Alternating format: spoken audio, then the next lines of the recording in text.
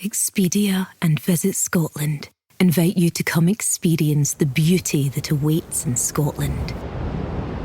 The sweep of wild coastlines, quiet lochs, and untamed landscapes. Fresh cuisine that feels rooted in the land. Come experience the kind of stillness that stays with you long after you leave. Plan your Scottish escape today at expedia.com/Visit Scotland.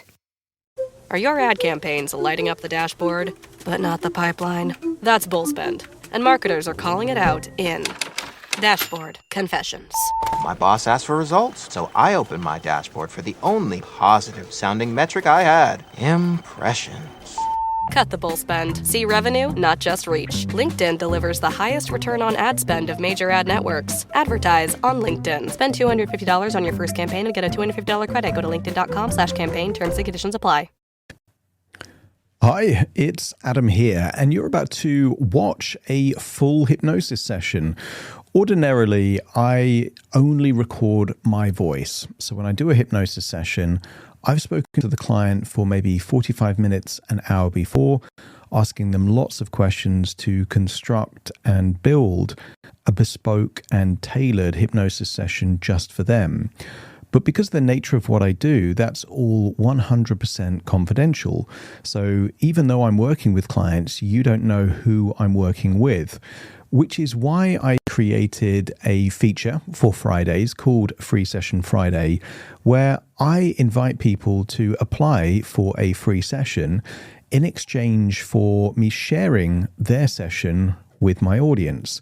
So if you like the idea of that, click the link in the show notes and apply. Completely free to apply. And there's just a bit of a video application process to be considered. So if you like the idea of being a future guest, check that out. But you're about to see me working with a volunteer called Nathan. He's a teacher, works with children with special needs, and had severe anxiety and certain perceptions that came from childhood. And those perceptions were there to keep him safe. So he would have premonitions about what could go wrong and then act, and his body would tell him that those premonitions were valid and real, and it would stop him doing things or create a real struggle in order for him to do things. And I really resonated with Nathan because some of you know that I was a recluse when I was 19 years old. I had severe social anxiety. And as Nathan was describing some of his psychological processes of evaluating risks and danger and what could go wrong, I could connect to that version of me that used to do something very similar. And what we actually do in this hypnosis session is find a certain resource state. We use a bit of timeline therapy. We change a perception so that rather than thinking that if he thinks something can go wrong, it will go wrong, we just think that, well, there's a possibility that something can go wrong, but let's see if it's true. Let's actually test the thesis rather than just assume that premonition is 100% correct. Now, I'm going to do two things. I'm going to publish the whole episode. You can actually hear and see me working with Nathan. And then what follows is the actual hypnosis session. But later on today, I'm just going to publish the hypnosis version of that in the same way that I normally do.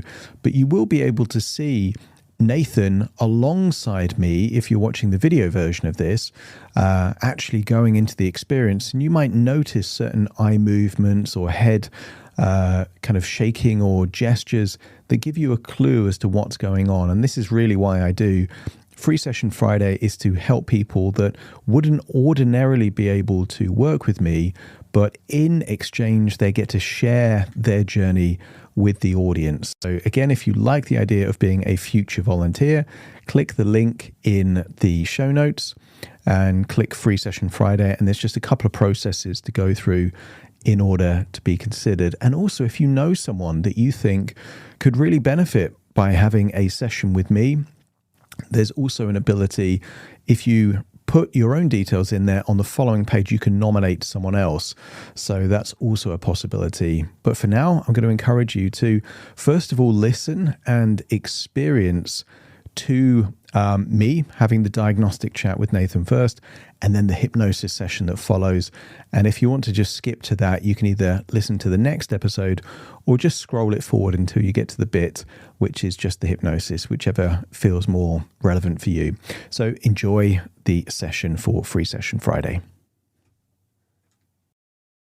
So welcome. You've applied for Free Session Friday. Can you give us a quick introduction, your name, just whereabouts in the world that you are? Yeah, my name's Nathan. I'm based near Leicester, a place called Burbage, just near Leicester. And I am a school teacher. I work with children with special education needs. Other things I do, I'm a musician. I play guitar, not in front of people very often, but I do play guitar, play banjo. Love to read, love films, love books, and also like gardening, which I guess is a sign of my age. But that's pretty much how I spend most of my time. I've got two cats called Batman and Robin, who will probably try and interrupt this at some point. But that's pretty much me. Amazing. So how did you hear about Free Session Friday, and what appealed to it for you? I got an email. I think it was on the Sunday afternoon, and I thought that sounds really good. And then I saw that you've got to record videos, and I immediately thought, I can't do that. There's no way I can do that. That's not the kind of thing I'd normally do. And I just recorded the videos, and I spent the rest of the evening kind of thinking, I wonder if this would be really good. And then I kind of typical of the way my mind thinks, I got the email, I think on the Monday evening, to say congratulations, and I immediately went into a kind of a nosedive of, why me? Why's he picked me? What's going to happen? Is this really you, or is this some kind of joke? And then it was, what if it's recorded and I look terrible? And I went down this whole kind of tailspin, if you like, of talking myself out of it and coming very close to saying, thank you, but no thank you, I can't do it. So I don't know if I answered your question, but that's kind of the way my mind works, that I've got something really good, and I'm trying to talk myself out of it because I don't know whether I was nervous that it just, I don't think wouldn't work, but nervous that it would go wrong, I suppose. So that's how I heard about it, but that's then kind of how my mind works, that something that, say, should be really good has become something that actually I very nearly self-sabotaged. Self-sabotage comes from a place of protection, and one of the things that I would say thank you to you is for your courage here, because as you know, you've listened to the show for a while, people only ever hear my voice, and they never really know who the client is on the other side of that hypnosis session. They don't hear the beginning bit. And I would say it takes courage to put your hand up and say, actually, I'll do this, even though people are watching. And actually, the thought process behind saying yes to this is exactly the kind of thought process which is going to help with the area that we're going to work on today. Because the thought process of anxiety is, what if this goes horribly wrong? And what if I feel things I don't want to feel? Whereas the thought process of resilience or courage is, I'm going to say yes, expecting things that are going to be okay. And even if they're not perfect, I can handle it. And it's the I can handle it, which is the resilient part, if that makes sense. The reason I wanted to have you as a guest on Free Session Friday is because I connected with your story as you were describing the limitations. And I've shared this on a few episodes when I'm working with people that have become agoraphobic or stopped doing things that they would want to do, is that I was a recluse when I was 19 years old. I had such severe social anxiety that I didn't leave a tiny apartment. It was only to get kind of essential groceries and only to go to a 24-hour library at night that I would kind of leave the apartment. And it was because when people feel very anxious about things, they tend to avoid the triggers, but avoiding the triggers increases the sensitivity to the triggers. And then the world can get smaller and smaller with less options. And there were certain things that you were saying, which we'll go into now, that I could really resonate with. So tell us about you and the issue that you want help with? It's partly a self-esteem, but I think it's more that there are things that I want to do, there are things that I would like to experience that I'm too fearful to do. And I think that the best example I can give is, I'm a big music fan, and if you kind of said to me, look, you know what, I got free tickets to go and see, I don't know, Manic Street Preachers. I'm a fan. They're playing tonight at Birmingham. Backstage passes. Do you want to come? Absolutely no, not a chance. Not a chance would I come. I'd come up with every single excuse possible. That there is no way, because in my mind, I'd crash on the way there. If I didn't crash, I'd have some kind of problem with parking. Something would happen to me at the venue, and I've got all these kind of nightmare catastrophes playing in my mind of things that would go wrong. And I think one of the examples I've mentioned as well is around things like driving a minibus for school, which I do fairly often, but I always really worry about the journey.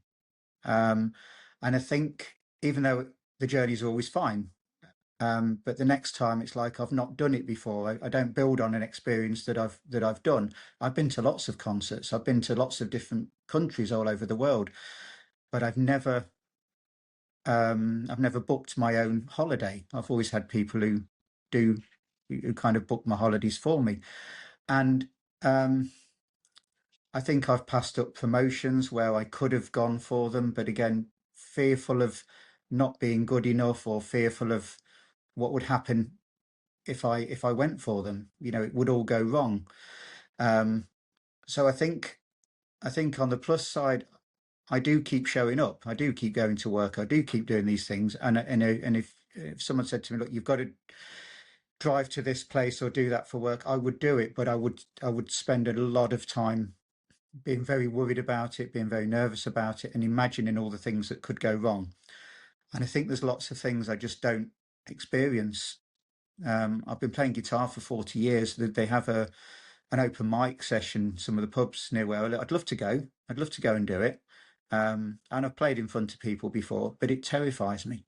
It absolutely terrifies me. I don't know what I think I think I'm not good enough to be there. And I think if I did go there, I don't know, they'd pelt me with fruit or something. There's lots of things like that. Does that make sense? It's just, it's things that I know I can do. Last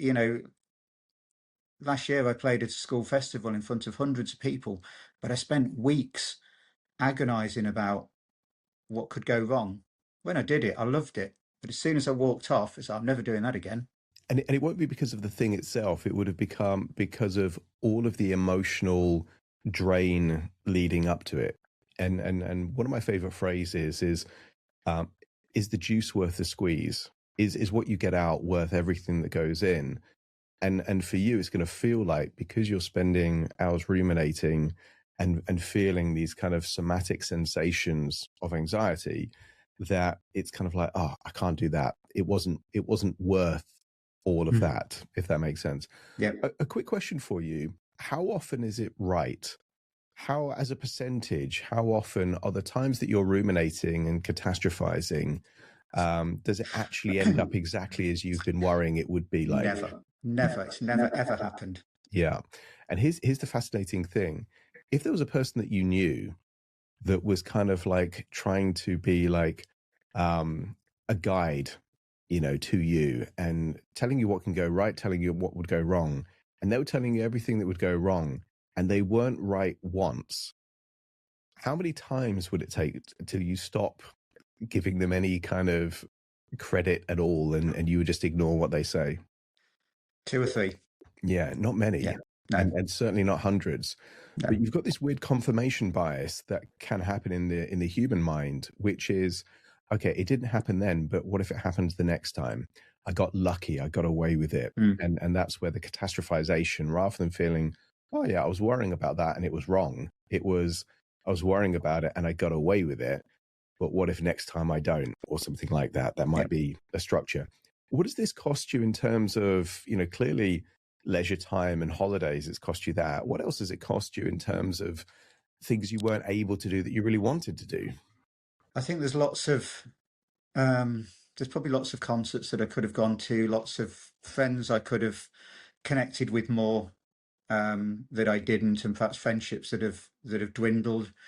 I think in terms of me, in terms of me being kind of on high alert all the time, which I am, I mean, that's another kind of aspect to it. I think it probably makes me quite a difficult person to live with. I've got a very understanding network, but I think it must make me quite a difficult person to be around, that I'm always seeing. And even if I'm not talking about them, it must be clear that I'm always seeing these things. So I think definitely holiday. I'm not kidding myself. I could have been playing the O2 Arena with my band, but certainly I probably could have had more fun with music, and been a bit more relaxed with music. And I probably could have, certainly within work, been braver with my ideas and put more of my ideas forward, which ultimately would help, the kids I've worked with. So I think it has had a cost. Yeah. One of my favorite, let's say, things within hypnosis is this idea of there being many different parts. So there's kind of a part within you, which is the cautious part, the checker, that what if things go wrong? And that's quite dominant in you. And there was a time when it was very dominant in me as well. But that's not the only part that exists within you. There's going to be other parts that are quite courageous and quite tenacious and quite ambitious or adventurous, if that makes sense. Mm-hmm. Can you think of a time where this anxious, worrying part definitely wasn't in control, and there was a different part of you that didn't ruminate and didn't worry too much, and you just had this sense that, no, I'm going to be fine, and you were?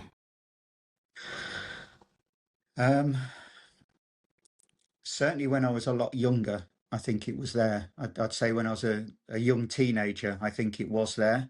I think in terms of recently, Study and play come together on a Windows 11 PC. And for a limited time, college students get the best of both worlds. Get the Unreal College Deal. Everything you need to study and play with select Windows 11 PCs. Eligible students get a year of Microsoft 365 Premium and a year of Xbox Game Pass Ultimate with a custom color Xbox wireless controller. Learn more at windows.com/student offer. While supplies last. Ends June 30th. Terms at aka.ms/collegepc.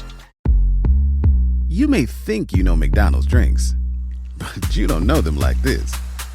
From fruity refreshers like the Strawberry Watermelon Refresher and the Mango Pineapple Refresher with popping boba, to crafted sodas like the Sprite Berry Blast with berry-flavored Sprite topped with cold foam. Who knew ice-cold drinks could be so fire? 6 all-new drinks are here. Try them all, now at McDonald's. Refreshers contain caffeine.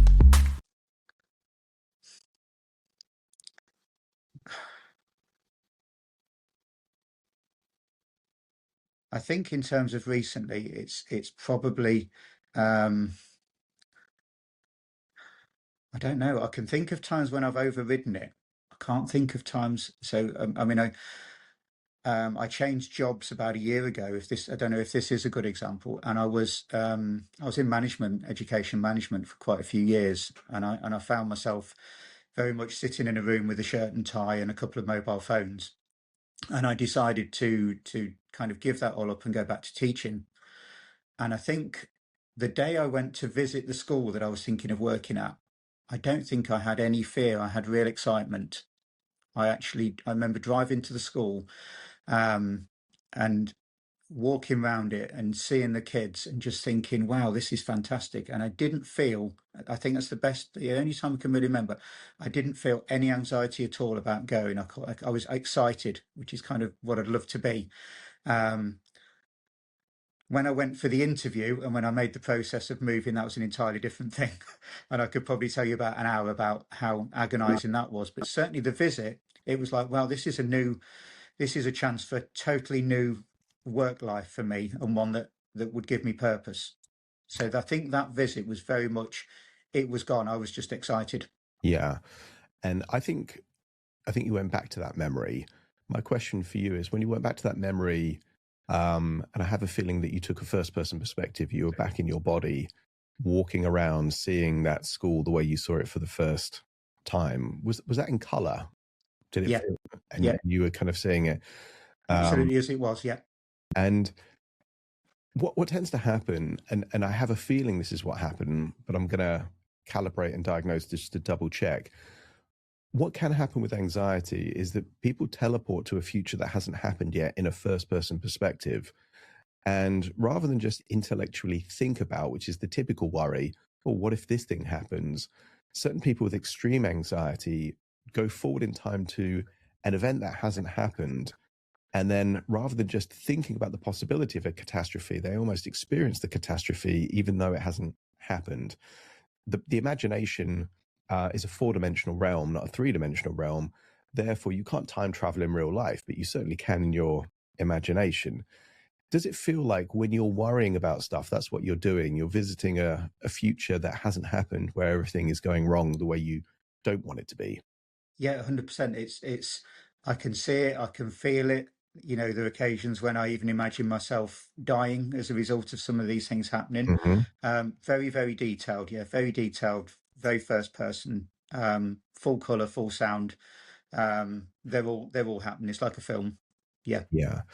Well, I would say the difference between a film and what you're doing is that I would say it's more like a VR experience, in the sense Yeah. that you're actually in it rather than seeing on a Yep. 2-dimensional screen. And that can feel, you've probably heard a phrase that the brain can't tell the difference between reality and imagination. Not 100% true. It definitely can. Otherwise, we'd watch a movie, or someone would tell us a story and we'd absolutely freak out. And there's someone that that they watch a horror movie and they absolutely are freaking out, if that makes sense. So it's not perfect, but certain things can trigger a very similar response somatically. So heart racing, tension in the gut, all of these things, as if the thing you're thinking about is actually happening. And then to the rational mind, they're like, well, if just thinking about it is making me feel like this, what would doing it be like? And what that is in that moment, Nathan, is a form of self-hypnosis. You're hypnotizing yourself to see the world as bad as it possibly can be, and then acting as if that's true. Yep. And in that moment, when you were visiting that school for the new job, you had a different lens, and that lens was either you saw it for what it actually was, or how it could be, in a positive way, if that makes sense. And when you felt that way, you were anxious. And here's what's fascinating about the cognitive structure of anxiety and excitement is very, very similar. It's just the thing that's being considered is slightly different. In both cases, you're thinking about a future that hasn't happened yet. Excitement is thinking about a future that is desirable and meaningful and purposeful, or desirable. And anxiety is all the things you wouldn't want. So problems, situations, hassle, judgment, humiliation, whatever it might be, that's in that. But the actual thinking about the future. Now, it might have been a while ago, but when you were wandering around that school, did you think about, you could almost see your future in that place, even though you were in the present? You could imagine a future that was desirable. Yes, everything I saw, I wanted to be a part of, and I thought this is somewhere I want to be. Everything looked good, and everything looked exciting. Yeah. And you could imagine your life there. Yeah. I mean, as soon as I left, it almost felt like kind of home or something. It was like, yeah, this is where I want to be. This is where my future is. Yeah, perfect. So you had that, and I'm guessing the visit was before the interview process, just to kind of see the place. So that would have felt in that moment that suddenly you've got this thing now that you want, but now there's a process that you don't want, which is the interview process to get what you want. And I imagine this is a case where, even though and that's the important phrase, even though it was probably anxious for you to go through that process, you were willing to experience the anxiety because what you wanted was so desirable. I was. Again, I nearly talked myself out of it so many times. I think I probably spent a whole weekend of kind of thinking, should I or shouldn't I? And even when and again, the interview was great, but as you said, I almost came away and thought, well, I got away with that one. That was okay. It went really well, but then when I got offered the job, I went through exactly the same process again. It was, should I go? You know, and it's like this excitement of visiting it was forgotten. All I could think about was, well, what if I go and make a mess of it? What if I go and I can't teach anymore? What if I go and I don't like the journey? I think I created at least 4 or 5 different lists of pros and cons over a 2-week period, and it was almost obsessive. It was, you know, and I was weighing them up, even though deep down I knew, and everyone who knew me knew, it was absolutely the best move I could ever make. Yeah. I didn't listen to them. All the people who said you should do it, I didn't listen to them. I was listening to the voice in my head, which was saying it could all go wrong. Yeah. And that voice, this might sound like a weird question, but can you bring it back now? Because it was probably a very similar voice that was saying, what if it all goes wrong for the interview and the job, and actually you agreeing to do this hypnosis session. So is it your voice or is it someone else's? No, it's mine. It is mine. Yeah. And does it talk to you in the first person or the third person? Does it say, what if this all goes wrong and I make a mess of it, or you'll mess this up? You'll mess this up. Yeah. You'll mess this up. Okay. So we've got a third person voice. Close your eyes for a moment and just intuitively point to where it feels like that voice is coming from. Okay, top of head. Yep. And how loud is it? Is it like normal speaking voice? Is it a whisper? Is it a shout? It's just a normal speaking voice. And because it's persistent, I think it's worse than a shout. I think I could live with a shout. I could kind of almost stop that, but it's like a persistent, you know, yeah, you will do this. This will happen. Yeah. And it's wrong what percent of the time? About 100% of the time. I think it is wrong all the time. Yes, it's never been right. Now, what we can say here is we've got a calibration issue because the intent is pretty good. You've got a subconscious part that is trying to protect you by warning you of danger. And that's wonderful, because if it was warning you of genuine threats, if you're like, you know what I'll do? I'll go for a late night walk in dark alleys in Birmingham city centre on a Saturday night, you know, it'd be like, you might get stabbed. And it would be really useful to kind of have that voice in that context. But actually it's not. It's like opportunities and holidays and travel and music. What if this messes up?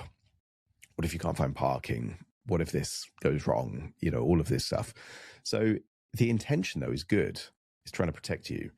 What it's protecting you from is, we could say 0% is not just unlikely, but it just never happens. So it's unlikely. And the cost of you listening to this inaccurate advice, if we say there's a voice that could be amazing, it's not currently, kind of guiding you, sort of like Jiminy Cricket in Pinocchio, you've got a voice inside your head. What's the consequence of you agreeing or being influenced by this voice? Don't do anything. Paralysis. Yeah, don't go anywhere. Don't do anything, and the world shrinks. Yeah. And I did a hypnosis session I called The Noose of Anxiety, and you know, again, it was through lived experience with me. But when you listen to a voice like that, or a somatic feeling of that kind of tightness in the chest or the gut, and you avoid doing the thing, the noose gets a bit tighter. And then what it takes to then cause one of those thoughts or one of those feelings is less than what it was before. When you were a teenager, you were doing loads of stuff that right now would freak you out, but back then you didn't. So you've got evidence that the world gets smaller and smaller. That also works the other way around. Those times that you did the job interview anyway, or you took the school bus in a place even though you were anxious, that made the noose a bit wider, if that makes sense. So it is flexible. It can expand and it can contract. But what we can say is that because life isn't exactly as you want it right now, it's been contracting more than it's been expanding. And that's why the world's got smaller, if that makes sense. That would explain why I feel it's getting worse. Yeah. Yeah, I think I mean, that was one of the things that I've grappled with most is why is it getting worse? Why did I used to be able to do these things? And why am I worrying about them more? And then certain other things, yes, I'm just worrying about more and more. And it's kind of, I didn't used to be like this, I'm sure, or even I didn't used to be this bad. And I know I didn't used to be. So that would explain that. Well, there's also a positive to that in the sense that you have evidence of neuroplasticity. It's just making your life have less options rather than more. Okay. But here's the interesting thing. If it can get worse, it can also get better because you've got irrefutable evidence that it isn't static.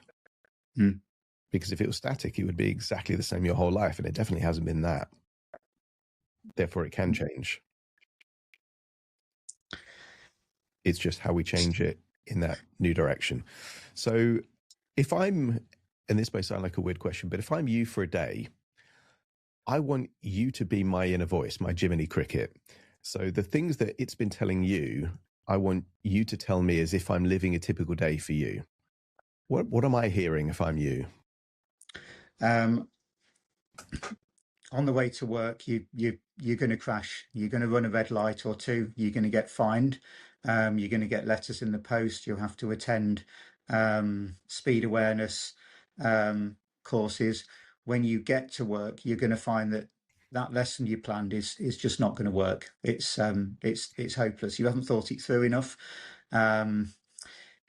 The kids aren't going to like it. You're going to run out of time.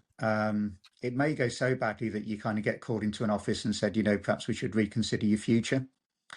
When you drive home, you're gonna have to be really careful. There's lots of ambulances and police cars around the area. One of them might run into you. One of them might sound their horn at you to get out the way, and you might not hear them because you're listening to music. When you get home, you're going to have to go down and water the allotment. It's been a hot day. Perhaps everything's died. You might have to replant everything. And then when you get home, you're probably going to have to do some more work to sort those lessons out for tomorrow because you don't want it to be as bad as today. I could go on, but that's kind of that's what my head's like. Yeah. And I'm getting a snapshot of it. You're living with it. And here's what's interesting is that it's quite relentless. It's and this and this and this and this. What happens if you, or let me ask a different question. How often do you counter the inner dialogue? Not a lot. What I used to do in the mornings, I used to get up and I used to kind of tell myself a few good things to start off the day, and there would be things like, well, at least you've got in the car, you're driving to work. At least you're showing up. But then that would kind of go. It wasn't like a positive affirmation. It was just kind of, look, well done for getting up despite probably how you feel. Well done for going to work. But I don't think I really counter them. I just kind of let them ramble on in the background. I sometimes just try and drown it out with music, and sometimes my mind just wanders off to something else. But generally, it's a pretty relentless dialogue of worry and things that will go wrong, and pretty much every day. I think I went out in the car yesterday and had to go to a couple of places I'd never been before, and in my mind, I was kind of thinking, well, what if you crash, and what if you have this injury, and then you won't be able to do this session with you, and I don't think I dismiss it. I think I just kind of let them continue on. I don't argue with it. I just let it carry on. And then of course it does keep coming back in my sleep or my lack of sleep. Sometimes as dreams, sometimes it's just waking up worrying about it. Yeah. One of my favorite metaphors for this idea of parts is that there's this very long, and this will work with you. How many seats are in your school bus? 14.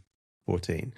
Imagine a school bus with 100 seats behind, if that makes sense. So just take your school bus and make it longer, if that makes sense. Now, there can only be one driver, but there's lots of passengers. Okay. This voice in your head is like the seat immediately behind the driver. Okay. And it's saying, and this could happen, and this could happen. And then if you do that, that could happen. And it's relentless, if that makes sense. But there's 99 other voices that could also be talking, and every now and then do that part that thought of, but this was good and that was good, is a different voice to the one saying that everything is going wrong, if that makes sense. Yeah. Now here's the empowering bit. Because they're stated in the you, they're not driving the bus. They're simply trying to influence the driver. You are the driver, if that makes sense. And there's lots of different versions of you. And what I would say is that when we do the parts therapy of this, there's two strategies that I think we should consider. One is there will be a part of you that will not take this from the voice of this kind of protective part. It's kind of like, not interested, either because it feels, no, everything's okay, I don't need this, or it would discredit this thing. So like, you're wrong 100% of the time. Only have something to say if it's actually a genuine threat. And there might be certain cases where it is. I don't think it's 100% wrong, because some of the things, it's got a clever semantic element of, this could happen. An ambulance could honk its horn and you might not hear it. But that could be true, because it's not saying it will happen. But every time it says it will, you're going to get smashed into by an ambulance. You're going to get a speeding ticket, and it doesn't. It was wrong, if that makes sense. It was probably wrong 99.9% of the time. So either we want a more useful voice right behind you that is kind of the voice. And I would imagine there is a voice that exists within there that hasn't had much airtime, if that makes sense. You made a reference to an open mic night.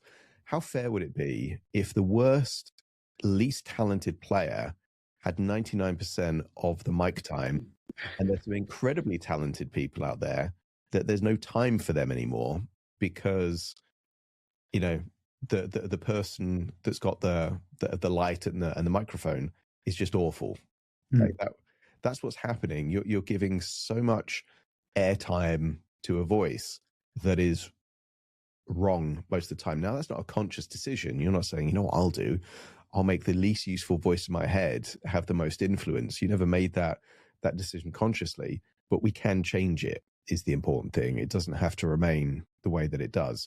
And I think there's a voice in there, and I know there's a voice in there, because it's the bit that you listened to when you applied to do this session with me that says, things could be different. I think there's a different life for me. And that voice exists, right? When you say like that, it does exist, but I don't hear it very often. I mean, I honestly, I couldn't put my finger on what made me actually make those video recordings. I couldn't, because even when I look back at it and I think, no, that's not you.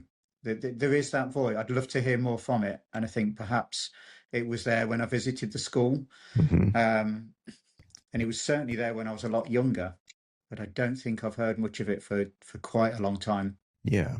So metaphorically, it's way, way, way back in the bus. And it's unlikely that you would hear it, because it might be tentative. It might be, it's not quite as loud as this voice. So if you've got a softer voice that's further away, you're not going to hear it. And it's only really going to speak up if it's really got something important for you to say. And that thing might be, no, this is going to be so impactful for your future. You have to do this. And you're like, okay, I'll do it. Even if there's another voice saying, yeah, but you'll get the questions wrong and they won't hire you anyway, and you'll feel bad about yourself, and all this kind of chatter that's going on here, if that makes sense. So what we'll do is we'll see if we can invite that before we do the hypnosis session, just to test it.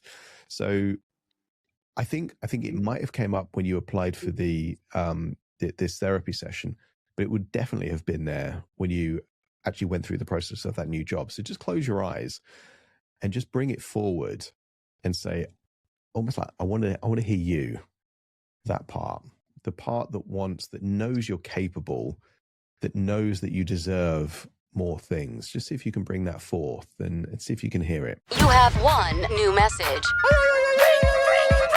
Translating. Disney and Pixar's Hoppers is now available on Disney+. You could say that again. Critics are calling it Pixar's funniest movie ever and a wildly entertaining ride. Blizzard Potato. It's certified fresh and verified hot. Now we party.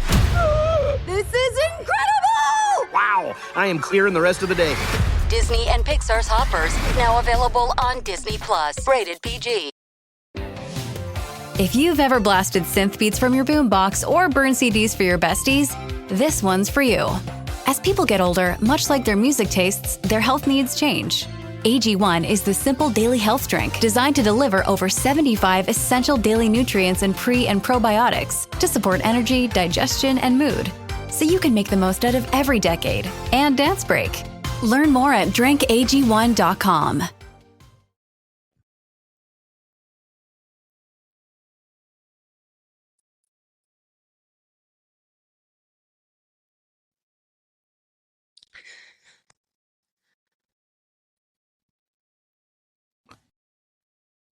Just about there. It's there. Yeah, it's there. So it's in a slightly different location. Is it still your voice or? Yeah. Okay. Yeah, it's still me. So we're going to need something to differentiate it. And I think there already is something that differentiates it. We've got a different location. It might be slightly quieter currently. We can change that. But I think it's going to have a different tonality. I think that's going to be the key thing if we're talking about inner dialogue. What's the tonality of that, especially when compared to that relentless voice? It's more encouraging. It's quieter.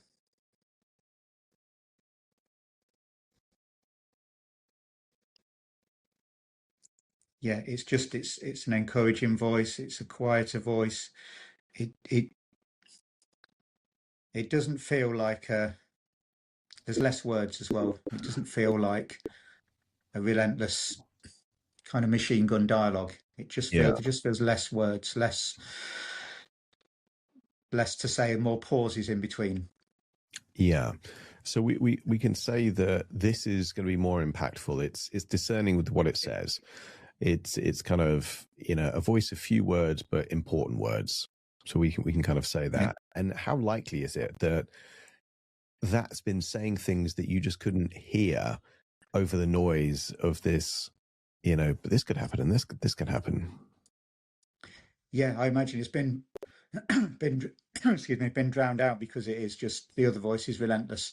I think so. And I think even if I heard it, I wouldn't listen, because I'd listen to the other one. I have been listening to the other one. Well, you have been, but why is a motivational question. Why would you listen to the one that tells you all the things that's going to go wrong and what you can't do? It feels like a protection. It feels like it's, I've always got this feeling that something is going to go really badly wrong. It might be today, it might be tomorrow, it might be further into the future. Mm-hmm. I think that this voice is protecting me from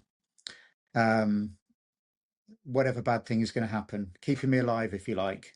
Yeah. And keeping me from harming anyone or anything else. I think it's stopping me from doing anything that could cause me harm, but at the same time, it's actually stopping me from doing anything, full stop. Yeah. The important distinction there is the intention versus the execution. If it was right 80% of the time, I would say keep it. If it says, and you've got this interesting psychological element. There's this thought experiment that is linked to the idea of conspiracy theorists, and is that you can't prove something wrong if it didn't happen, if that makes sense. If the intention is warning, and then the things didn't happen, that voice could easily say, because I warned you, because you listened to me. So there is this kind of element of, if there's a conspiracy theorist that says there are thousands of pink elephants hiding in trees, and you're like, I've never seen anyone. They're like, exactly, they're that good.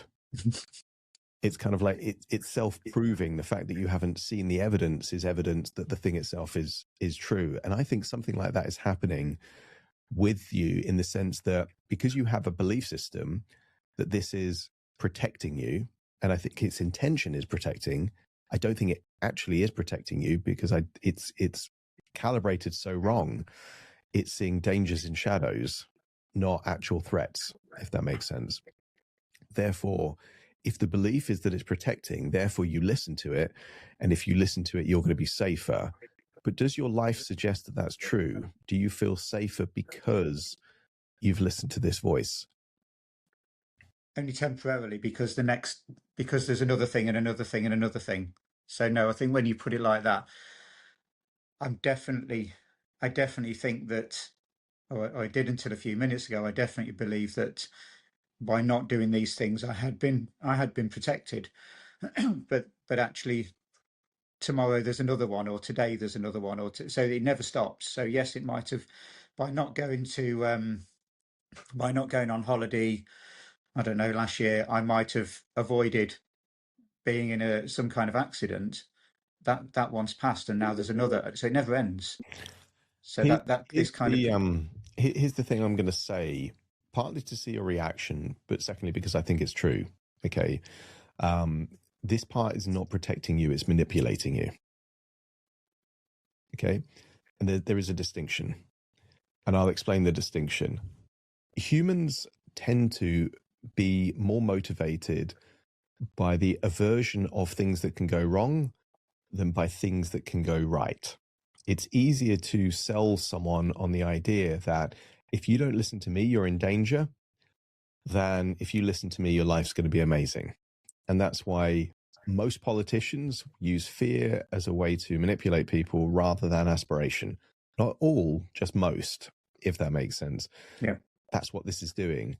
Now, there would be clues. What would be the clues in your life if it was actually helping?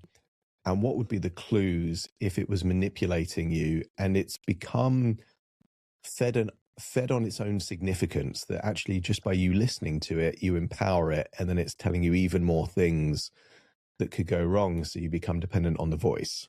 Like, if that's manipulation, and the first is that your life is so safe that nothing bad happens and you avoid danger, what's truer?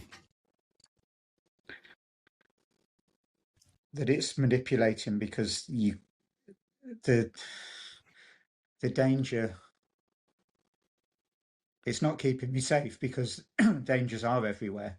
But again, I suppose me saying that's a bit of an indicator, but it's not keeping me safe because I'm still prone to the same dangers that everyone else is. I still have whether I drive 4 miles or 400 miles, you always run a risk, don't you, when you leave the house, that anything, well, when you're even in the house, that anything could happen.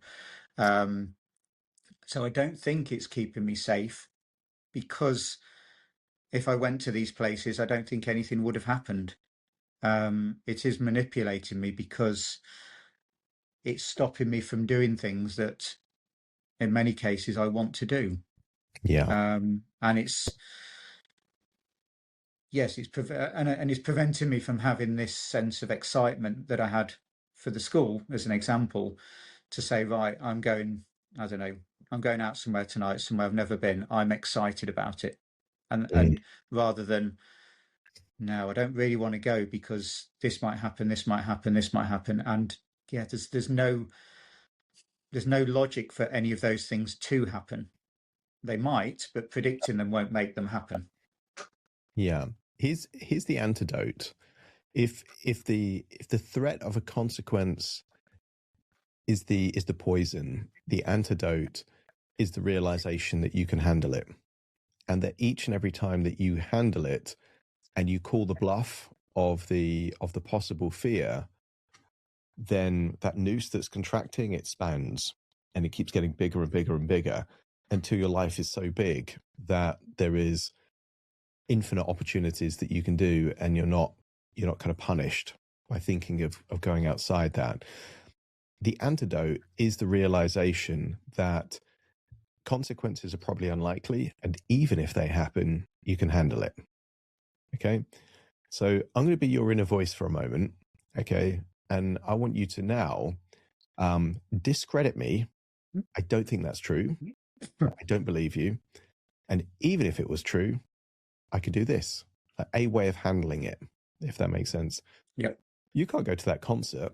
You know, it's going to be too busy. You'll feel uncomfortable. You're wrong. I've been to concerts before. And I've had a great time. So you're wrong. Okay, but people are going to judge you. They're going to look at you weird. People look at me weird all the time. That's not a problem. I'm just going to enjoy the band. They'll be watching the band. They won't be watching me. You won't find a parking space. You'll have to park illegally. You'll get a ticket. There's going to be loads of hassle. I'll plan before. I'll find a space. And if I get a ticket, get a ticket.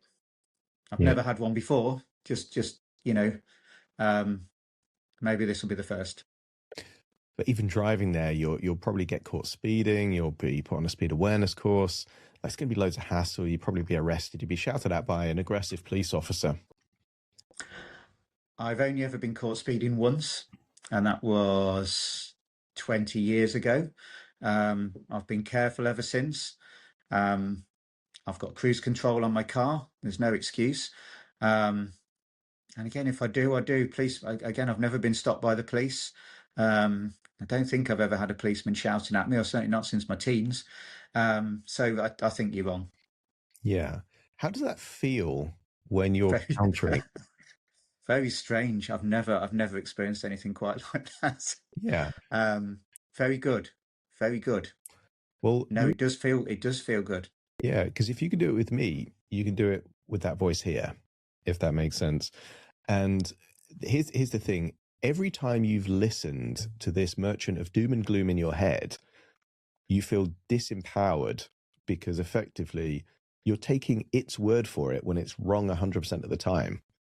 Okay. Now, if a CEO hired a consultant and that consultant was wrong 100% of the time, okay, one, the consultant and the CEO needs to go at that particular point, because the CEO shouldn't be listening to a consultant that's wrong. If the consultant is right 100% of the time, and it really makes a difference, and I think there's going to be voices on the other seats in that bus behind you that actually are more accurate, more helpful, and they say, you could be doing this. You know, why not, do a gig there? Why not do this? Why not submit this to this person, enter an award, whatever it might be? That's the dialogue of why not. It's the dialogue of possibility. Whereas what if is the dialogue of anxiety. If that makes sense. Yeah. And what we want is by effectively saying, like, how many years would you say this has been the most influential voice in your head? I would say close to 30. 30 years. Yep. And I would say 30 years is enough to have test drove whether or not that's an amazing psychological strategy that you want to keep. Yeah. Do you want to keep it? No. Okay. No. I would say the one variable that it would make sense to keep it is if it can go away, learn how to warn you of actual danger, not imaginary dangers, and it gets its effective rate to 95% or higher, then you're willing to give that voice some airtime again. Yep. It's got to root back. We don't want to banish it, but we do want to say, you've been wrong. And sometimes you see this in relationship dynamics where someone's used to getting their own way so often that they'll say random things and then people believe them. And it's kind of like, how is this even happening? But it's because they've been empowered through that, and they're used to just being accepted. Now, before we just banish this, and we'll do this in the hypnosis part, is there a tonality that creates a polarity response with you? And a polarity response is when they say something, it makes you feel the opposite.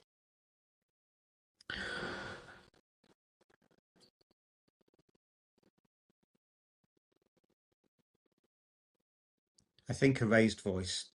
A raised voice. Is that the kind of thing you mean?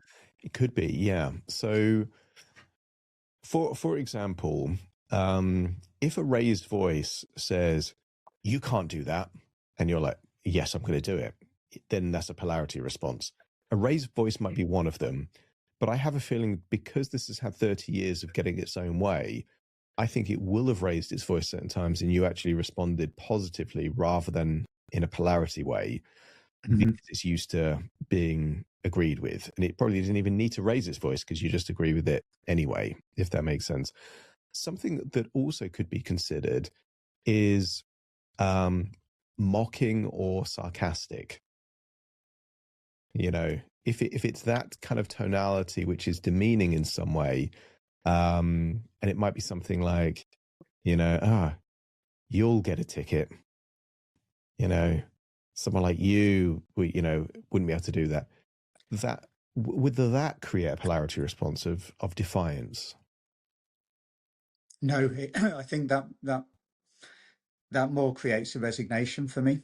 The kind of, you know, you're useless. You won't be able to do that. You will never achieve that. That creates more of an acceptance.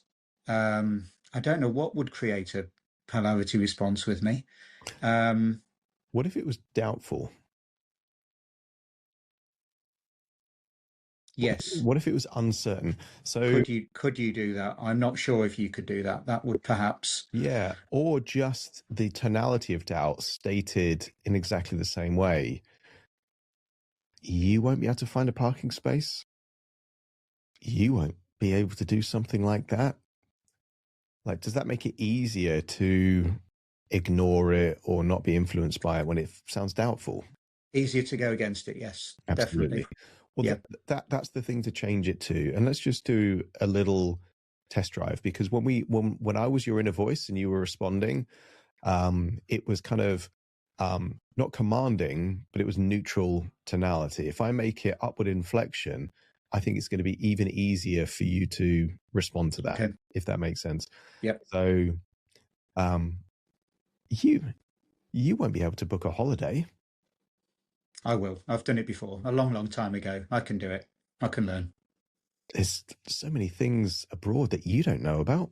Tomorrow morning is knocking. Stock your fridge now. How about a creamy mocha frappuccino drink? Or a sweet vanilla? Smooth caramel, maybe? Or a white chocolate mocha? Whichever you choose, delicious coffee awaits. Find Starbucks Frappuccino drinks wherever you buy your groceries.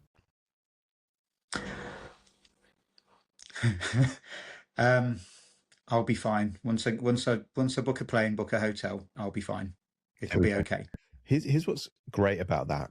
Your tonality became even more adamant and self-assured in response to my doubt. Okay. But your second one threw me. I nearly gave up. I nearly said, no, I can't. Sorry. But yeah, it was easier. Yeah. So here's the interesting thing. And I want you to really think about this.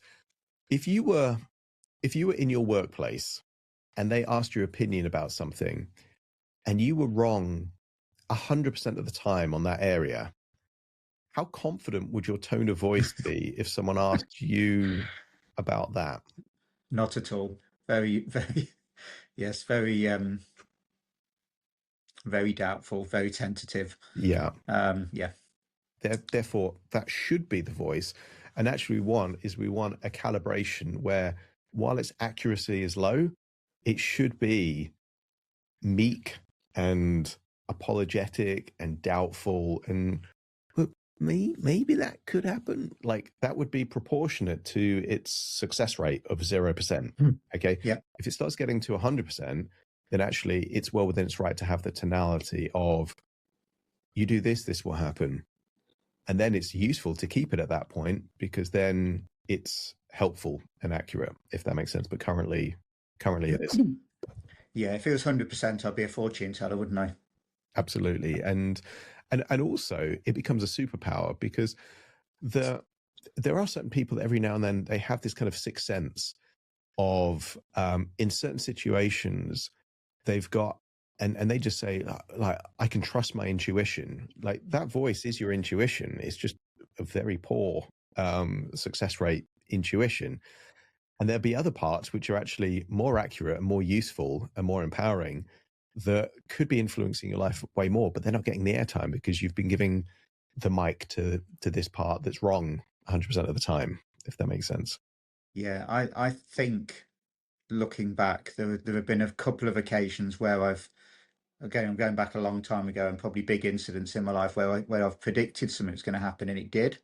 And I think I've almost convinced myself that it is a sixth sense almost. I think there's something in that with me of that almost I think that this voice is to be believed because it will be, it is right. And as you said, because it predicts things that I never know whether they would have happened, it comes out as being infallible, doesn't it? Yeah. But actually it's far from. Yeah. And you've got this element of, I quite like putting things on a spectrum. You've got people that believe themselves to be absolutely right, even if they're wrong or know very little about it. And you would call that the Dunning-Kruger effect.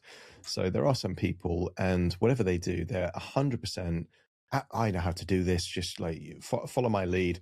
And they're just hugely incompetent in that area. Okay. The inner dialogue of protection is that it's confidently incompetent. It's saying things that have tiny probability with a high degree of authority, and it's making your world smaller because you're believing them. Okay. But equally, the imposter syndrome would be a slightly different voice. And that would be, oh, you're not capable of this. You can't do that. And actually, I have a feeling that it's confidently telling you that you don't have the resources to be able to handle situations, and neither are true. What's true is that you're way more capable than you've been giving yourself credit for. And this voice is wrong so often, it shouldn't be given any credence. It wouldn't in any other situation in life. If you hired someone to do a job and they got it wrong 100% of the time, you fire them on the same day. Yeah. You don't say, right, I'm going to give you a 30-year contract. You wouldn't do that. No. And it's happened accidentally, but it's been fed by you being influenced by the voice. So what stops this is a refusal to be influenced. So and let's make it a third person perspective. It's more tangible that way rather than thinking about it, a voice in your head. If I try to influence you and you don't believe what I say anymore, what would you say? So I'll give you an example. Like,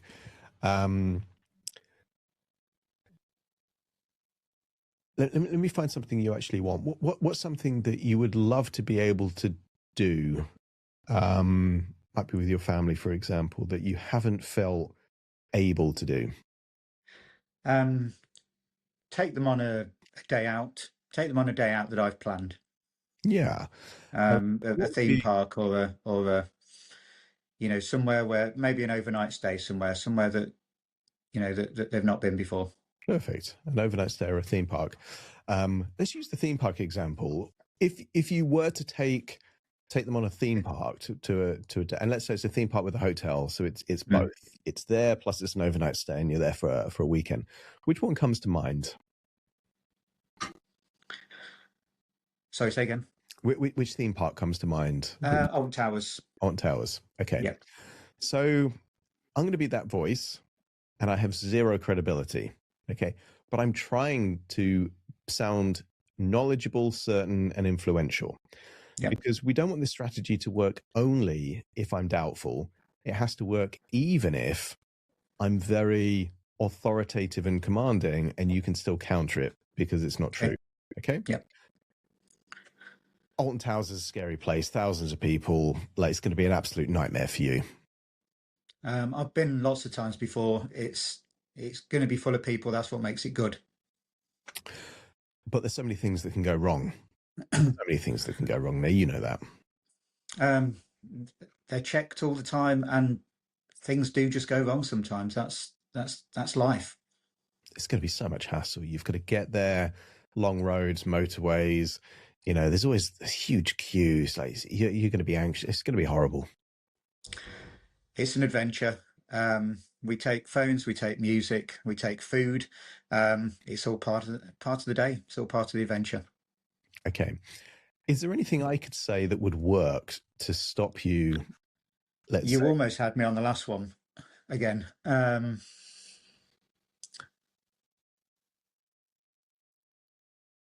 No, I don't think so. I found it hard. I found it really difficult to counter your second one because it hit me with the places that bother me. It hit me with the driving. It hit me with there's going to be multiple things. But I did, and I found it quite enjoyable almost to do it. Yeah. I think perhaps with you it's a challenge, and that's maybe what I've got to do to, the voice. But yeah, the second one I almost folded again. Yeah, but you didn't. I didn't. Is the important thing. And I would say, I want you to consider this 30-year structure not as an impenetrable psychological habit that can't be removed. It's more delicate than you think it is. It's a house of cards, and it's a house of cards because it's not actually helping.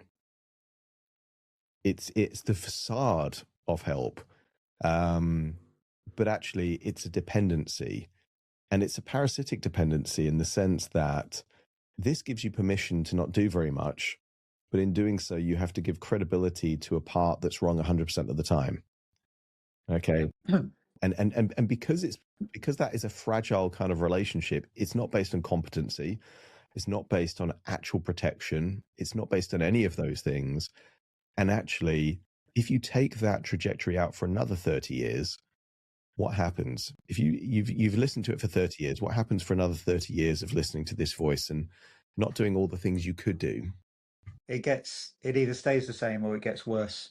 And I do less and less and just become more and more insecure and unhappy, I think. And probably a difficult person to be around sometimes. Nothing changes or it gets worse. And I don't really want, I don't want another 30 years of it. Absolutely. I don't really want another year of it or another day of it. I'd never thought about it as a 30-year package. That's quite scary. Yeah. But I certainly don't want it for another 30 years. Well, I think it's the Chinese that have a proverb, the best time to plant a tree was 10 years ago. The next best time is right now.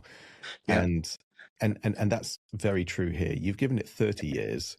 I think it's time for some other voices to have some more airtime in your head, and to call the bluff of this, because this is really how, and I'll share this with you because it was life-changing for me.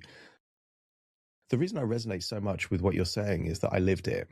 Now, for me, I lived it for about 2 years rather than 30 years, but I was still living with it. And it's kind of like, but if I do that, that will happen. And if I do that, that will happen. And my world got smaller and smaller until I'm literally in, a kind of 50 square foot tiny bedsit, and you can't live like that.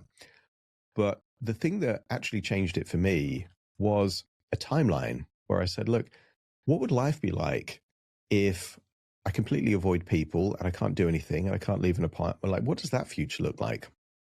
And it's a pretty bleak future. And I said, right, what's the alternative? And a thought popped into my head, and that is, if I can get through this, then it gives me evidence that I can change how I think about anything else also. That this limitation, if it's no longer a limitation, means that any other limitation doesn't have to be a limitation as well.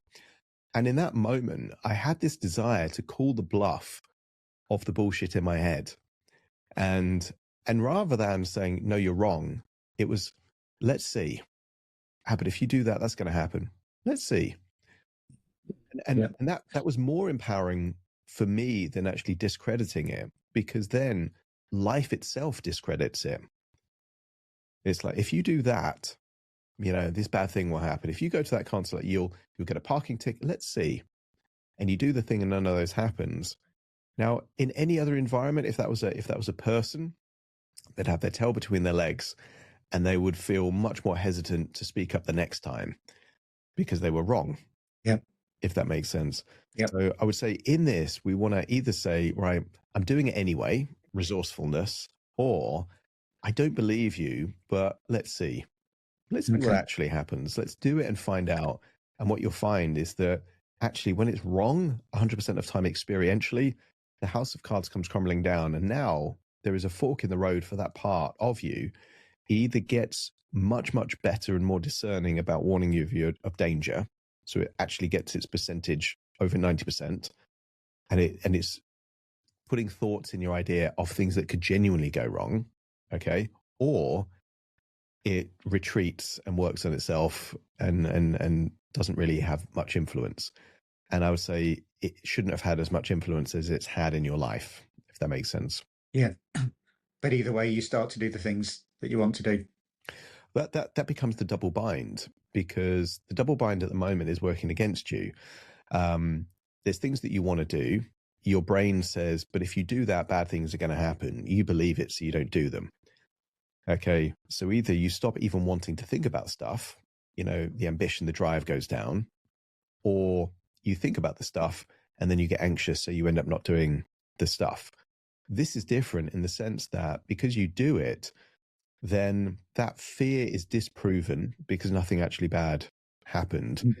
And actually, it's also a form of desensitization, because if there's things that you want to do and you're somatically feeling that anxiety, and you're making lists and all of those kind of things, but nothing actually happens, then it's kind of like, well, the next time it's going to take more to get the same level of anxiety, if that makes sense. Yep. And then that's when the world gets like a very big place. There is a wonderful reframe on that as well, which is the moment you seek out doing the very things that in the past have made you feel anxious, then the anxiety disappears even quicker. So it's not just, does that make sense? So like the very, you'll know the things that have been most kind of bothering you. It's like that's the hit list. You do those, okay, your life expands the quickest. Yep. So pick them out and do them. Yeah, and there was a book in the 80s called Feel the Fear and Do It Anyway. Yeah, I remember that, yeah. Susan Jeffers. But yeah. And that's partly good advice in the sense that if the fear is invalid, and think of invalid as someone sick. Invalid, most of your fears have been invalid. They're sick fear, they're not real. But that element of do it anyway, if it's a false fear, then you've now got the evidence that it was a false fear. But even if it isn't, so long as you do it in a resourceful way, then you feel more capable and confident, if that makes sense. So we'll take a little 5-minute break.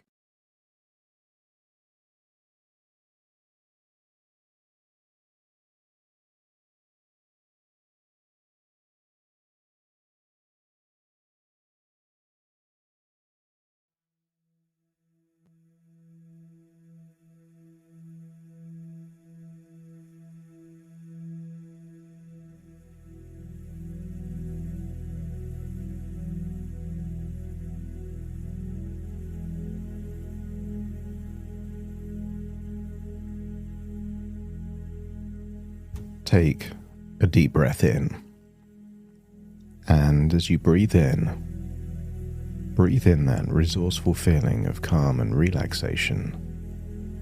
And as you exhale, just allow your eyes to close. And as they close, feel a wonderful feeling of release. That's it. And if you need to position your body in such a way where it becomes more comfortable, more relaxed, it's fine to do that now.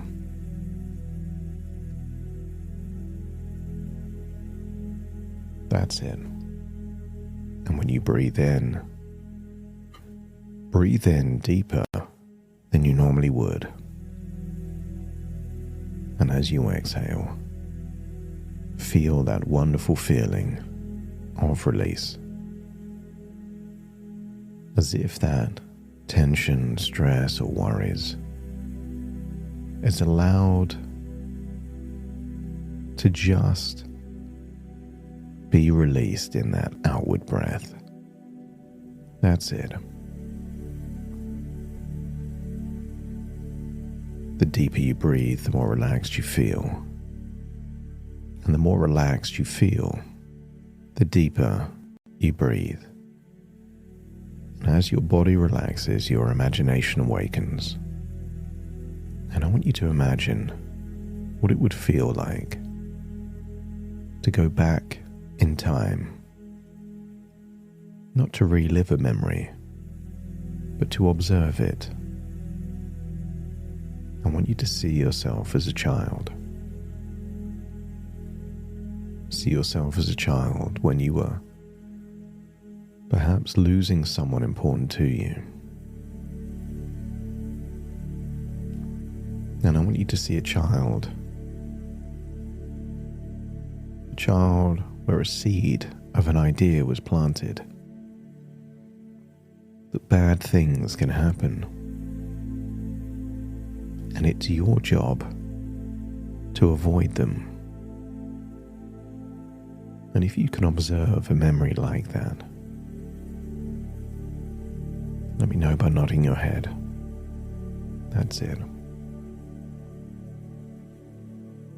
And then go forwards in time and see a child with intuition, a warning sign. I want you to see a child that a thought popped into their head. Something bad will happen unless you intervene. And I want you to feel a sense of empathy as you look at that child. They genuinely believed that if they did not influence, talk them into it, it would lead to a tragedy. And I want you to see a child that created a belief,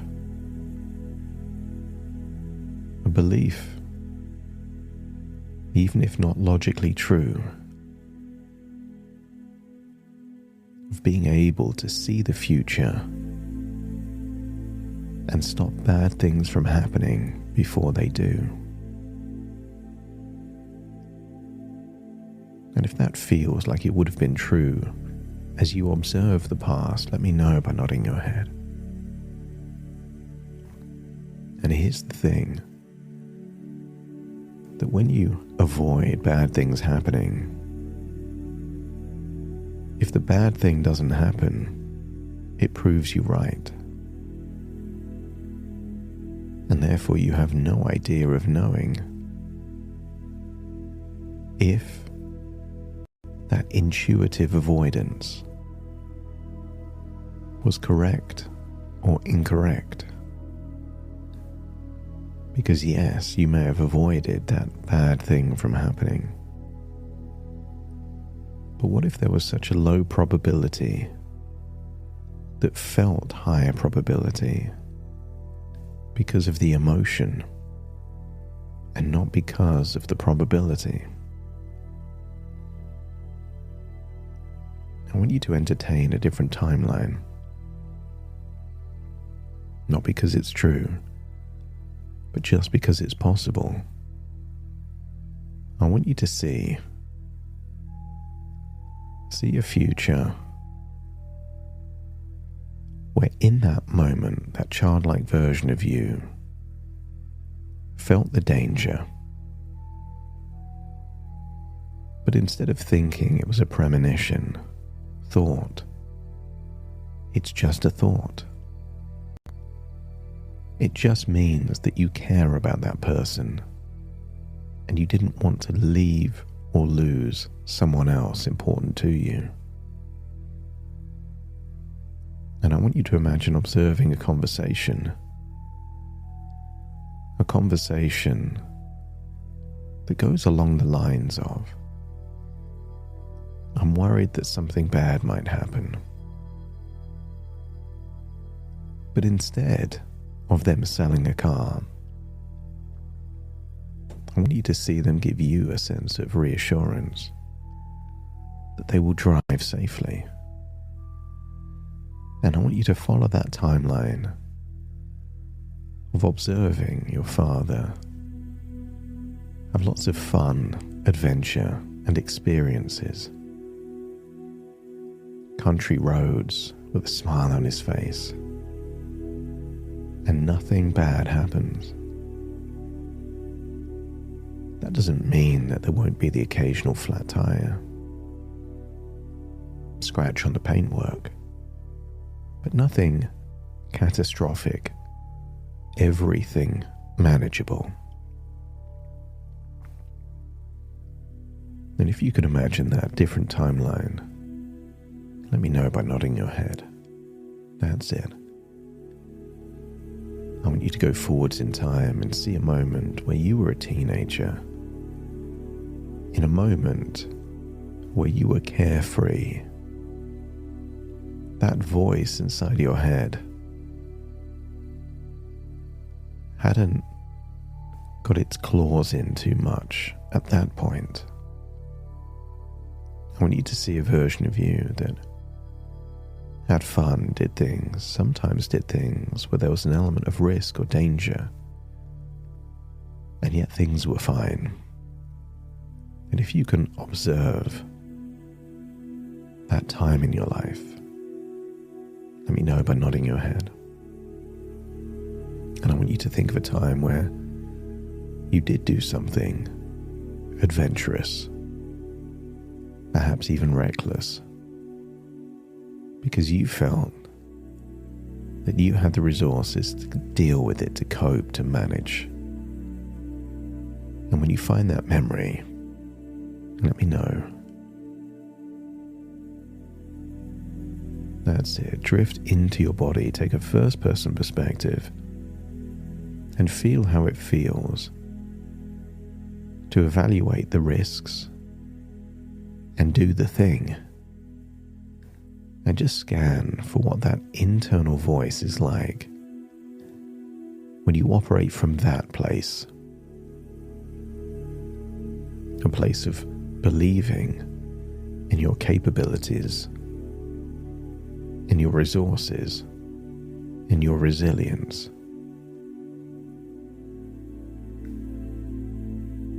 I want you to get a sense that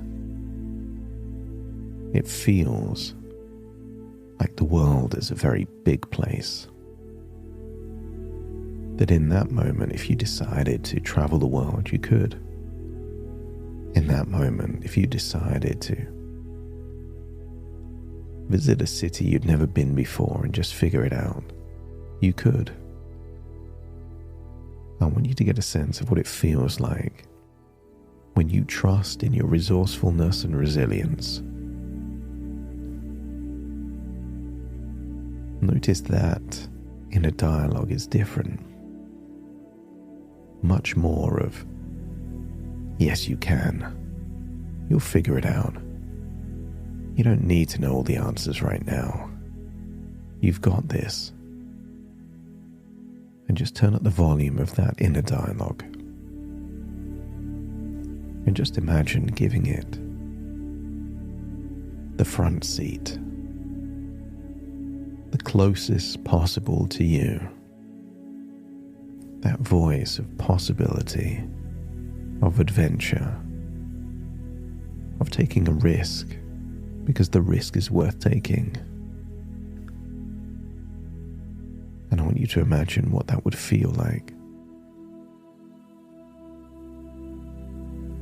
And if that feels positive, empowering, resourceful, let me know by nodding your head. That's it. And And I want you to get a sense that there has been another part within you trying to warn you of danger. And let's go to the point in time where this started to be at its most influential. Maybe there was a memory, a moment. It said something, you felt something, you listened to it, and your world got slightly smaller. But not a week ago, let's go all the way back decades ago, where this first started to influence you. And if you can see that moment or that time in your life, just let me know. And I want you to get a sense that you know what that future looked like, because you lived it. That voice was allowed to be more and more influential, month by month, year by year. And what happened is that your world got smaller and your anxiety got more sensitive. You know what life is like on that path. So let's explore a different. Not with the absence of that voice, but your ability to give it the level of influence that it deserves. I want you to imagine stepping into your body at that age and hearing that tonality. This will happen, that will happen, you can't do this.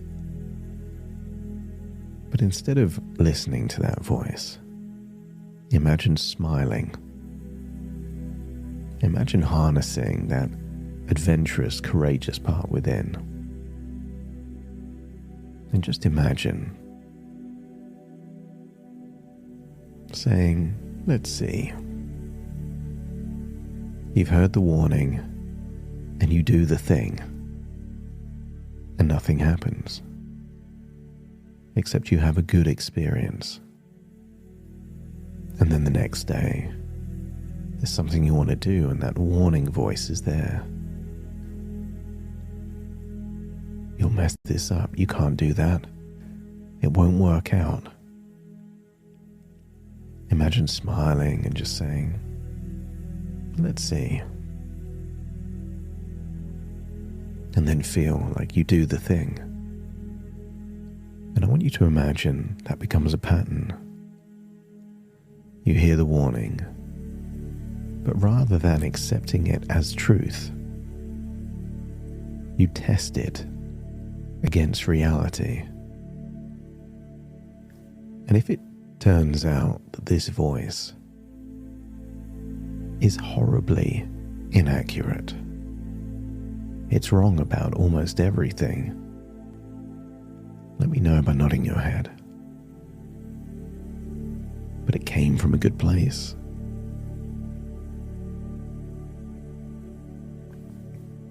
It came from a place of wanting to protect you, to avoid problems and danger. But that voice had an idea that you were weak, incapable, that you were fragile, and none of that was true. The irony being that every time you listened, the voice got stronger and you got weaker. A good intention, but founded on fear, not founded on actual risk or level of threat. And I want you to imagine what it would feel like to have a year of every time there's a warning, a worry, a rumination. It's either not believed discredited, or perhaps just done anyway. Let's see, let's find out. I have a feeling it will all be fine. And I want you to get a sense. This builds resilience, confidence. Your world expands. And that voice, the voice of worry and fear, becomes further and further away. On that bus with 100 seats, it gets further and further away, so even if it talks, it sounds quieter. You can't really hear it. And I want you to imagine sitting down with that part.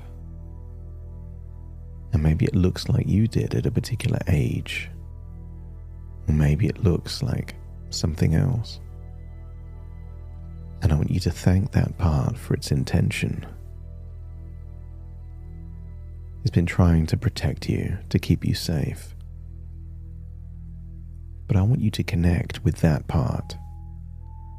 All of the things that you've missed out on. The experiences you didn't have. Regrets. Friendships that dwindled. Job opportunities that ship sailed away. Stream all of that to that part that was trying to keep you safe. Until it realizes it wasn't keeping you safe. It was keeping your life small, limited, like a dog on a leash that just wants to run and run. And if that part now realizes that its good intention caused all that pain, let me know by nodding your head. That's it. And I want you to offer that part a way back. Give it a choice. The choice is either it's only allowed to be influential when it becomes accurate again, where it warns you of genuine risks with genuine consequences. And that would require an element of evaluation before it even makes it on your radar. That's one option. To do what it was always trying to do, but effectively. Not being frightened of shadows, but only warning you of genuine threats that could actually negatively affect your life. Real dangers, tangible dangers. That's option one. And maybe it would need to go away and figure out how to do that, but it can. Because it wants to keep you safe. The second option is atonement. It has deprived you of experiences and connection and fun and life for 30 years.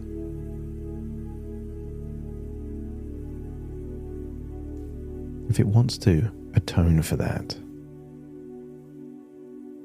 then what if it takes the same structure of fear and danger, but just shifts it into all the things that could go right? Instead of what if bad things happen, it now has the job to make up for 30 years of missing out. So the next 30 years is 30 years of experience, connection, moments.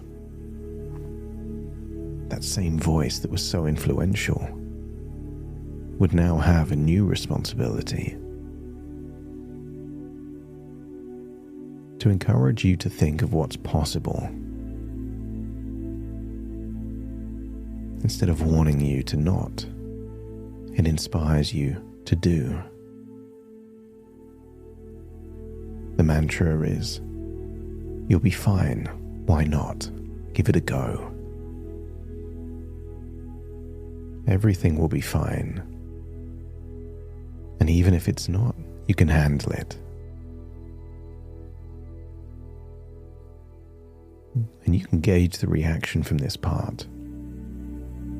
If it would rather still be a merchant of fear, but get better at it.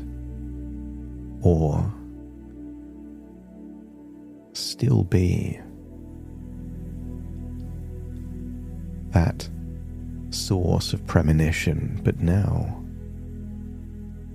imagine a future where things go the way you want them to go. A future of aspiration, possibility, a wonderful future.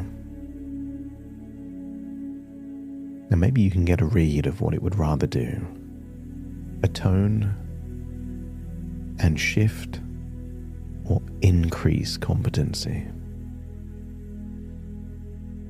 But be clear with that part. The status quo is no more. Any attempt to warn you of petty, minor issues, you're not having it.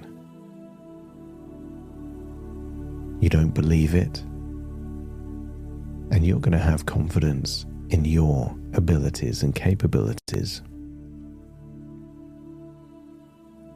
You don't want to banish this part.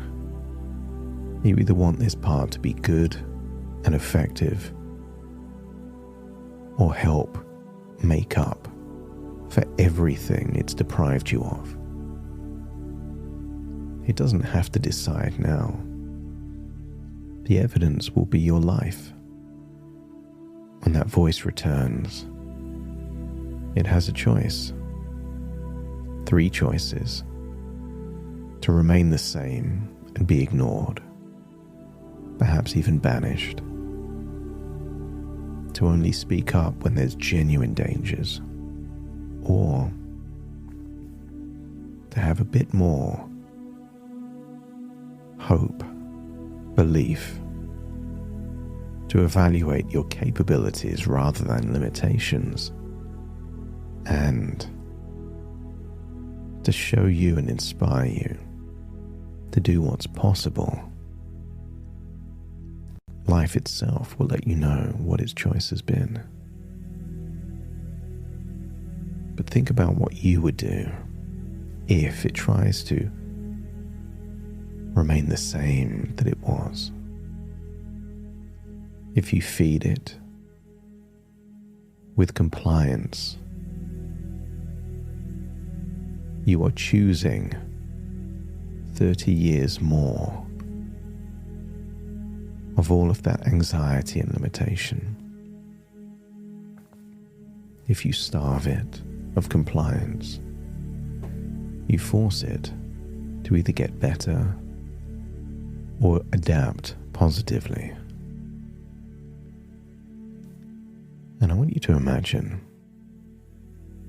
you're not reliant on any of these changes because you are changing regardless. It would be nice to have a voice of adventure, excitement, and possibility, but it's not necessary. You can simply choose to do all those things you wanted to do. And I want you to imagine seeing a different version of you, that something has rippled through space and time into your present. The toothpaste has left the tube. The status quo cannot remain. And I want you to see a version of you that over the next few days plans something. And even if there is anxiety, nothing will stop you. Doing the thing irrespective of how you feel, forces the brain to change how you feel in the future. And I want you to imagine you see yourself arranging something, perhaps as a surprise. And I want you to see a smile in that version of you, calling the bluff on these 30 years of holding you back. A statement of intent. Enough is enough. And that is what changes everything. So I want you to imagine what it looks like. Perhaps a day out. Lots of people.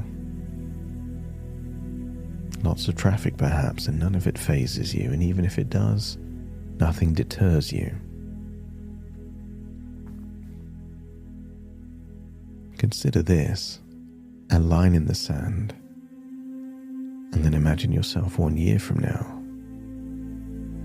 A year of saying yes when you would have said no. A year of making plans that otherwise you would have avoided, and then doing those plans. And notice it gets easier and easier until a year from now, you see yourself with the facial expression, the mannerisms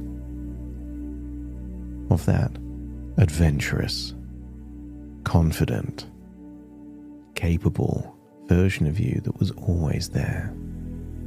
It was simply suppressed. But now it's risen to the surface, and life can be lived the way you want to live it once more. And if you could imagine that future, let me know by nodding your head. That's it. I want you to step into that future, no longer observe it, feel it 1 year from now. Of doing things and there's just an absence of that old voice, and instead a feeling of, I'll be fine, I've got this. Certain things that used to feel impossible are now easy and second nature. That's how the brain adapts, changes. And allow this thought to ripple backwards and forwards in time. That old voice gets quieter or changes to something more useful. It's time to flow back to the present, taking all these changes with you. So take a deep breath in through your nose and out through your nose.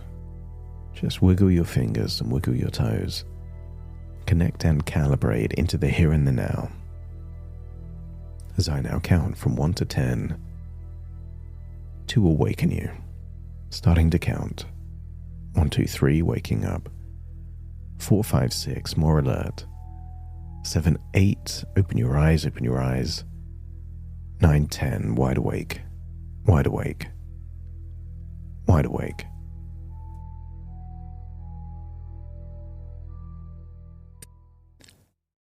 Thank you so much for joining me on today's episode of The Hypnotist.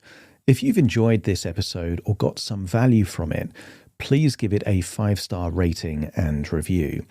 And maybe you know someone that would also benefit from this particular episode, in which case share the episode with them so they can also get the benefit too. And if you would like to listen to this episode where it's just the hypnosis, so no intro, no outro, no explanation, just the hypnosis and completely ad-free, there will be a link in the description where you can subscribe at a very low cost and only get access to the hypnosis. So if that's of interest, please check that out.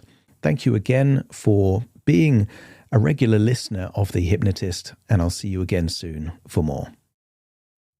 Struggling with weight loss? Prolon's 5-day fasting mimicking diet is a clinically developed nutrition program designed to promote fat loss while protecting lean body mass. Developed at USC's Longevity Institute, it assists the body in entering a fasting-like state that helps reset metabolism and target visceral fat. In just 5 days, Prolon offers a science-backed approach to weight loss without extreme restriction or guesswork. Get 15% off plus a $40 bonus gift when you subscribe at prolonlife.com/now.